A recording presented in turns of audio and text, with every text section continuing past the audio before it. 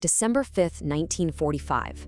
It was supposed to be just another day, another routine training mission out of Fort Lauderdale, Florida.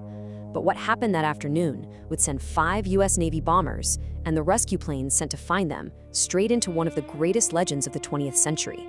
They vanished, becoming the dark heart of the Bermuda Triangle mystery. This was one of the first messages to cut through the radio static and reach the control tower back on the ground. It was the first chilling sign that a simple 2-hour flight exercise was spiraling into a nightmare. A sign that something out there over the Atlantic was terribly, terribly wrong. And that's the question that pulls us in, isn't it?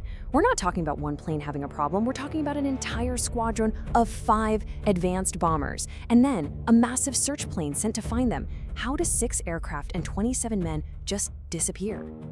To really get a handle on this, you have to understand the sheer scale of the loss. We're about to look at the numbers, and they tell a story of a disaster that just kept getting worse as the hours ticked by. So let's break it down. You can see it wasn't a single event. It was 2 separate, awful tragedies rolled into one afternoon. First, you have the 5 TBM Avengers, that's Flight 19, 14 men. And then the PBM Mariner that went out to search for them, carrying another 13 crewmen.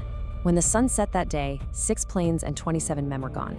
And you have to understand, these weren't some flimsy experimental planes. The TBM Avenger was a tank. It was one of the most reliable torpedo bombers the Navy had, a real workhorse. And the mission itself, it was supposed to be a piece of cake, a totally routine 2-hour navigation flight. It makes what happened next even harder to believe. Okay, so to figure out what went wrong, we've got to put ourselves in the cockpit during those last few hours. By piecing together the radio logs, a truly chilling picture of confusion and escalating panic begins to take shape. So the flight takes off right on schedule, 2:10 p.m. Everything's normal. But then, a little over 90 minutes later, the first distress call comes in. The flight leader says both of his compasses are out. By 6:20 p.m., as fuel is running dangerously low, he's talking about ditching the planes in the ocean. And then, at 7:04 p.m., just static silence.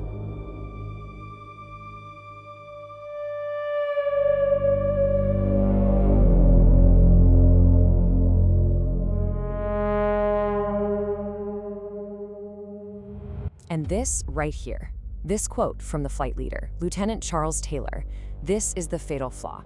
He was completely convinced they were over the Florida Keys, but he wasn't. He was way off course, hundreds of miles away, lost somewhere over the Bahamas. It was a catastrophic mistake. Just look at this map. It shows you everything you need to know. The dashed line is where they were supposed to be. But Taylor, thinking he was south of Florida, actually led his men north and east, deeper and deeper into the vast, empty Atlantic, flying away from land, away from any hope of survival. And you can just feel the tension building inside those cockpits with this transmission. Someone else in the squadron knew Taylor was wrong. They knew that all they had to do was turn west and they'd eventually hit the Florida coast. But in the military, you follow your commander. Imagine the absolute frustration and terror of that moment. And then came the final, gut-wrenching order. As the fuel gauges all dipped toward empty, Taylor made the call. They would all ditch their planes in the sea together. With night falling and a storm brewing, this wasn't a plan for survival. This was a death sentence. But the horror of that day wasn't over. Just as you think this story can't possibly get any worse, it does. As the Navy scrambled to figure out where Flight 19 was, they unknowingly set the stage for a second disaster. The Navy sent out 2 massive PBM Mariner flying boats to search the area where they thought the Avengers might be.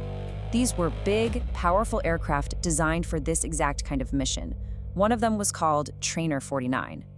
So Trainer 49 takes off. Just 23 minutes into its search mission, it radios in its position. Everything seems perfectly normal.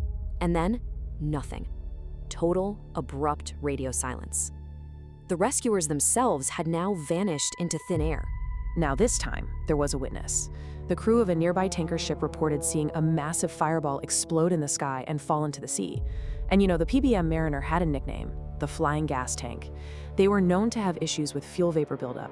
It seems almost certain that the crew of the Gaines Mills saw the final tragic moments of Trainer 49 and its 13 crew members. So now, in the aftermath, The Navy is facing an unprecedented situation. 6 aircraft down, 27 men missing. They launched one of the biggest search and rescue operations in history to find out what happened. Just to give you a sense of the scale, we're talking about more than 200,000 square miles of ocean. Hundreds of ships and planes combed the Atlantic and the Gulf of Mexico for days. At the time, it was the largest peacetime search ever. And you know what they found after all that? Not a thing. Absolutely nothing. No debris, no oil slicks, no life rafts. It's like they just flew off the face of the earth. And that complete absence of any evidence, that's what turned a tragic accident into a global mystery. The Navy's initial report actually blamed pilot error, but Lieutenant Taylor's family fought back, and the verdict was changed. And this final official statement, causes or reasons unknown, well, that was like throwing gasoline on a fire. It was an official admission that they had no idea what happened, and it opened the door for decades of wild speculation. And with no official answers, theories started pouring in to fill that vacuum. And this is where we have to be really careful to separate what is logical and evidence-based from the more fantastic ideas that have made this story a legend. So, you've really got two camps. On one side, you have the rational explanations. The flight leader got disoriented, the compasses failed, the weather turned bad, classic human error. And on the other side, well, that's where you get into the Bermuda Triangle vortexes, weird magnetic fields, dimensional portals, and yes, even alien abduction. But if we stick to the facts, a pretty clear pattern starts to emerge, and it all seems to center on the flight leader, Lieutenant Taylor. We know he'd asked to be taken off the flight that day. We know he made that critical navigation mistake. And we know from the radio logs that he ignored his junior pilots and refused to switch to an emergency radio channel that might have helped them get a fix on their position. And that, most likely, is the real story behind the legend. It wasn't some paranormal event.